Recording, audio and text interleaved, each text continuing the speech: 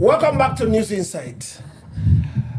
El-Rufai always on the news, and I've always said this thing. Yeah. Don't take El-Rufai for granted. I'm serious.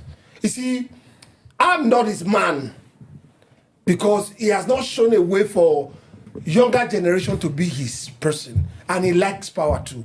The moment he's not in power, he's not happy with that. But you can also wave him with a left hand. There are rumors that he may be arrested if he's back to the country. And he said nobody can arrest him. Yeah. Give us your take. He didn't say nobody can arrest him. Okay. Rather, he said he cannot be intimidated and he will not run away from his country because of intimidation or plan of arrest. I think to that, I give it to him. When a man's hands are clean, his conscience is clean, he's not afraid of accusations and facing of panels. And we have freedom of speech. He's a Nigerian, he has worked with all of them. I see nothing wrong in him and his dissatisfaction over certain things by the administration that he also is part of and fought for. So I think what he said is this: I'm in Egypt, and there's an event coming up on the 20th of this month, and there are rumors of planned arrest, detention, and torture in DSS, where they did it to one or two Nigerians at the moment, and that he's coming back. That he's not afraid of that, and the life and death is in the hands of God. And I think that is okay. And I would like to look at it this way, that it shows he can stand to answer whatever accusations. All right. Okay. El-Rufai. You know, there was this melodrama of Trump being arrested during that accusation. Do you understand? It was like a movie, you know, before the days of the court. You know, I think somehow they staged it, you know, in a way. How he will be arrested, this one and that one. Don't you think that's what El-Rufai is doing? Well, it is very difficult for anybody to read their mind as it is. There is no official statement from any official quarters about his arrest. But he's arrested. The one blowing it. He's trying to probably get ahead of them by putting it into public space. You know, he said he'll be coming in by at least earlier than February 20th, where there'll be memoir for IBB's is it book ceremony or something. Okay, because of that event, so everybody knows about his coming in. Now his followers, his admirers will watch out for his coming in. They might even arrange to go and welcome him at the airport. At the airport, yes. So as to go ahead of the security agencies, if there is any plan like that. But I must say this: I am not an advocate of chasing your political opponents, whatever is their reason. I mean, if you say, "Oh, because he's not in the government of now, that is why he's angry," it's fine. It is right. This is right. Okay, if you are not given food and that's why you are angry, it's natural. It's a natural tendency for a hungry person. A hungry man is an angry man. He's an angry man. So he's acting naturally, okay, which is okay. Now, if the government decides to start using our state resources that's really, really scarce, let me tell you, even police personnel, we don't have enough. There is no resources, security resources that we have enough to start deploying those resources to start tracking one man because it's against government. I don't like that. Okay, except the person has really broken the law. Then now, issue of probably Trump up charges or actual charges of corruption. Does somebody have to be in opposition for the person's corruption to be brought to the light? No, in Nigeria's case, that's what it is. So why? So I'm not an advocate of that. If you know, somebody could still be a Senate president right now. And if he's corrupt, let this government try that person. That's the time we'll clap for you. And say you are checkmating corruption. You are checkmating corruption. So you don't use corruption as a bait to control people. See your we have your dozer. We have your dozer here. If you shake, you see, no. That's using state resources wrongly. That's not what Nigerians want. So if this government, for any reason, have anything against El-Rufai, they make it open. Fine, it shouldn't be for the day he say, I'll be visiting SDP chairman, I'll be visiting PDP chairman, I'll be visiting my friend who was APC member that they come from APC. That's not when it should come out, okay? We shouldn't go that route. I want to mention something about that arrest and intimidation you talked about, because it's been prevalent. Yes. And almost the rich Nigerians have been using the case of this cyberbullying to make unnecessary arrest. It has even extended to men of God, which I think is stemming from the political space into every other space, trying to make everybody keep quiet. The right to talk is a human right.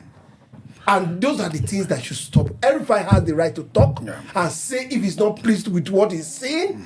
Do you understand? He didn't carry a gun to shoot anybody, and I think it should be allowed alone. When you have a society, when you have a society where people begin to act God and nobody can talk because there'll be instant judgment using a public apparatus, public whatever to checkmate To quiet the people, there can't be development. Evil will just take the lead. Do you understand? You just mentioned something that is off this thing, that even in the religious cycle, somebody is acting Lord, and other people cannot complain, even when they have evidence. You say cyberbullying. Do you understand? I think government should look into this thing. There is a freedom of speech in the country. But is stemmed from the government angle. For example, the IG of police say that Showore is cyberbullying. I mean, every other person is so privileged. No, before now, I think our CP was bereaved some time ago. I told you we were making effort to reach out to them to come to the studio to spend some time to educate Nigerians what cyberbullying is. Yes. That as it is now, Nigerians are seeing cyberbullying as instrument of the state to control the people. Yes. They should let the people know what it is. That it's actually supposed to be for protecting the people from real bullies. You understand? Yes. So it's not somebody making a factual statement. You say the person is cyberbullying you. You understand? Factual statement is not a bully. So they should define what bullies are. Yes. Who are bullies? Yes. Exactly. If somebody is saying what is a kind of guaranteed under our constitution, freedom of speech, and you are not making a statement that is lie, clearly, you are not making a statement that is tarnishing another person's image falsely. You're not framing. Even though an information will tarnish your image, if it is true, it is still not defamation. Oh yeah. It's not if you're an armed robber and I come out to say you're an armed robber. It's not a defamation. Why did you steal in the Why did you steal?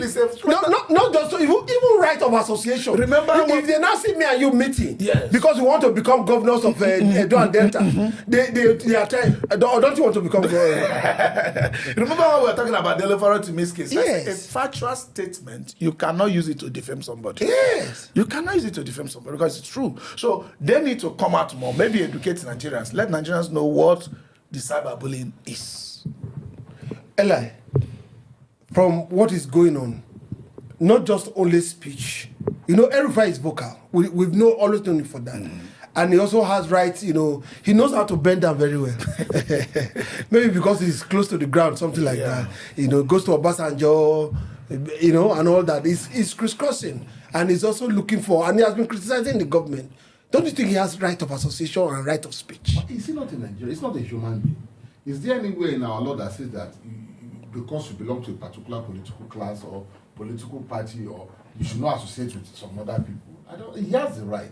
He has worked with all these people before. Is he not one of the people that fought particularly for president of the Federal Republic of Nigeria, that the presidency should be zoned to that side, knowing fully well he did not support Tinubu with everything? So if today he wake up and say that, Tinubu is in office now, I think he mentioned the other day that for the past 2 years they've not had a national working committee of their party. Caucus meetings. Is it wrong? Is it not part of the party's constitution? He has the right of association, and he should not be punished for associating with anybody at any level. But you also know that El-Rufai called that Peter Obi should step up and be a candidate in the presidency.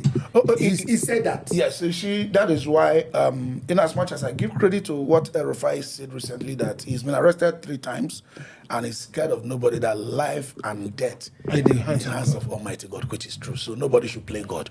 Then it's also a lesson to El-Rufai to stick to what you believed in. Yes. El-Rufai never believed in Asiwaju's candidacy. He never believed in Asiwaju's candidacy. But somehow, He was He hobnobbed. sold out. Yes. And you can't think that when you sell out, everybody will just follow you. Follow you. Tomorrow when you move, everybody will just follow you. He sold that. It's a lesson. And I'm happy it happened in a way. Lifetime. It happened that Tinubu ended up, not taking him as a minister or bringing him inside so that he can stick to what he believed in. He was practically fighting Obi before that election. But now... In fact, he said Obi will not get anything. Yeah, but now let's hope he has learned his lessons. He has restored to his own self. Equilibrium. When he disturbs something in equilibrium, it still comes to himself. yeah. Now, if he has come to himself and he's realigning with Obi, not necessary to run. When you talk of political realignment, people see only president and vice president. These people can be coming together to project a name we have not heard of. And finish what you're saying. They could also be coming to project a name that nobody is expecting at this time. Obi doesn't need to be in the ticket with El-Rufai directly. But once there is this political interest, and if the overriding interest or what they present to Nigeria is to far move better, the Nigeria forward. Nigeria will fall for it. And one of the things I think some of them, people like him, people like Atiku, people like Bukola Saraki, and all those in that echelon, Amechi, what they should be doing right now is looking for the Nigerian that works for everybody. And give that Nigerian the support. People like Rochas or Korochas, like you mentioned, so many of them out there. The truth is this: if they present to Nigerians a neutral person, I'm sorry, he said he's ready. A lot of Nigerians will come up to present themselves for service. If such a people are gathered together, and Nigerians will say they are coming back, and all of a sudden the announcement is Adesina, for instance, whom is a known name now, whom has done well in his field for Nigeria, out there representing Nigeria and Africa as a whole, and all these guys come to support such a name. I think they are supporters and Nigerians. We should be looking at them from now as mentors. They should have mentees. Yes. And when they are far gone, when their time is come, right? They will look back, if there is something to look back to, and said, we supported it and Nigeria is walking forward and all that. And that's what we want to see them happen. The Nigerian that works for everybody. We'll be right back.